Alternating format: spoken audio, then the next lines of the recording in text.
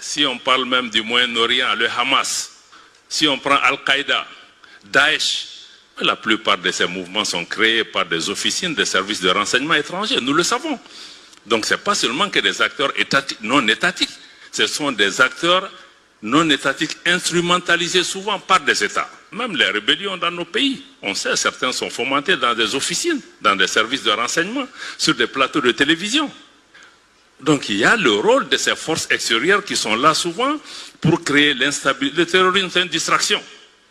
Parce que vous savez, on ne peut pas lutter contre le terrorisme si on ne sait pas qui est le terroriste, il vient d'où, qui le finance, quelles sont les motivations. Pourquoi on veut nous distraire? Il y a une compétition souvent pour des positions géostratégiques ou pour le contrôle de nos ressources. Donc, il ne faut pas qu'on nous distraie pour dire que bon, c'est djihadiste et tout ça. Il ne faut pas mettre l'accent. Non, ce sont des terroristes. Point final. Donc moi, je crois que ça, c'est important. Mais